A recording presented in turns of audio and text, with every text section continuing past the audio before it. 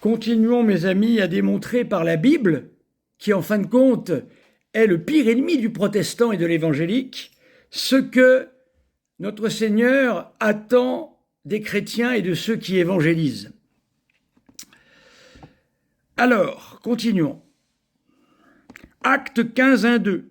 Quelques hommes venus de la Judée enseignaient les frères en disant « Si vous n'êtes pas circoncis selon le rite de Moïse, vous ne pouvez pas être sauvés. » Paul et Barnabas eurent avec eux un débat, une vive discussion, et les frères décidèrent que Paul et Barnabas et quelques-uns des leurs monteraient à Jérusalem vers les apôtres et les anciens pour traiter cette question. On ne dit pas « Prenez la Bible ». Dans ce guide-là, tout est marqué, comme un manuel de gendarmerie. Bien sûr que non, mes amis. 1 Corinthiens 11, 34. Je réglerai les autres choses quand je serai arrivé. Saint Paul dit ici, attendez-moi, moi qui suis l'apôtre authentique de Jésus-Christ, choisi par lui. Nous autres prêtres, nous n'avons pas décidé nous-mêmes d'être prêtres. C'est le Seigneur qui nous y appelle, et nous nous présentons à l'Église, et c'est l'Église qui étudie si oui ou non nous sommes véritablement appelés par Dieu. Dès lors que l'évêque impose ses mains sur nous, nous sommes véritablement des apôtres et des disciples de notre Seigneur Jésus-Christ, et vous devez nous écouter. Qui vous écoute m'écoute, dit notre Seigneur Jésus-Christ. Continuons. 2 Jean 1, 12. Quoique j'eusse beaucoup de choses à vous écrire, je n'ai pas voulu le faire avec le papier et l'encre.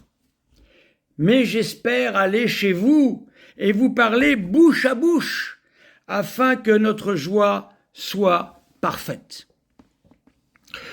Alors, certains protestants disent qu'ils s'appuient que sur ce verset-là, 2 Timothée 3, 15, 17. Toute écriture est inspirée de Dieu et utile pour enseigner, convaincre, etc. Ce passage n'enseigne absolument pas l'écriture seule, mais enseigne toute l'écriture est inspirée. Toute l'écriture est utile. L'écriture rend un homme propre à toute bonne œuvre. Mais ici, l'écriture n'est pas la Bible, bien sûr. Reprenons 2 Timothée 2, 21. Si quelqu'un se conserve pur en s'abstenant de ces choses, les mauvaises œuvres, il sera un vase d'honneur sanctifié, utile à son maître, propre à toutes bonnes œuvres. Ainsi, dans 2 Timothée 3, 17, il faut se purger des mauvaises œuvres et ainsi nous pouvons devenir, serviteurs du Seigneur. Jacques 1, 3, 4. Sachant que l'épreuve de votre foi produit la patience, mais il faut que la patience accomplisse parfaitement son œuvre afin que vous soyez parfaits et accomplis, sans faillir en rien. Ainsi, mes amis, nous voyons là aussi, en 2 Pierre 3, 15, 16, « Croyez que la patience de notre Seigneur est votre salut, comme notre bien-aimé frère Paul vous l'a aussi écrit selon la sagesse qui lui a été donnée, c'est qu'il fait dans toutes les lettres où il parle de ces choses, dans lesquelles il y a des points difficiles à comprendre, dont les personnes ignorantes et mal affermies tordent le sens, comme celui des autres écritures pour leur propre ruine. » Hélas, mes amis, ce n'est pas une insulte de ma part, croyez-le bien, mais beaucoup de gens très simples, qui ont du mal à écrire le français, qui ont du mal à saisir véritablement la grammaire et l'orthographe, se mettent à enseigner avec la Bible, n'y comprenant rien eux-mêmes, et ainsi ils créent la ruine partout où ils passent. C'est aux apôtres affermis et à leurs successeurs qui ont su, ne pas fonder de famille comme moi, afin de pouvoir prendre tout leur temps pour se consacrer à l'étude de la Sainte Écriture, à l'étude de la vraie tradition, pour véritablement vous enseigner.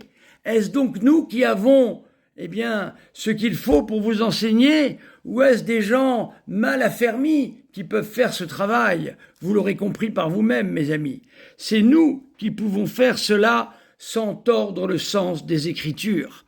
L'Écriture seule est une idée très tardive qui n'est devenu populaire qu'au XVIe siècle, c'est-à-dire 16 siècles avant que notre Seigneur Jésus-Christ ne confie à ses apôtres et à leurs successeurs la véritable dignité de ce qu'il faut dire.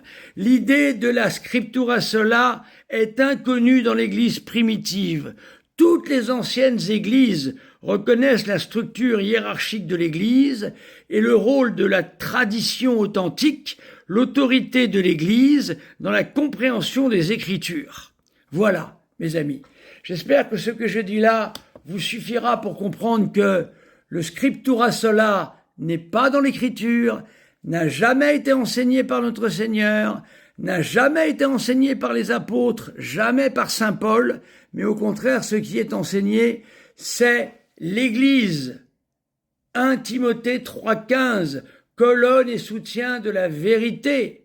Et nous autres apôtres, qui n'avons pas choisi de l'être, mais qui avons répondu à un appel du Seigneur, nous sommes, nous qui avons renoncé au foyer, qui avons renoncé aux femmes et aux enfants, pour fonder une famille, eh bien, nous sommes les seuls tenants de l'authentique tradition que le Seigneur veut vous transmettre aujourd'hui.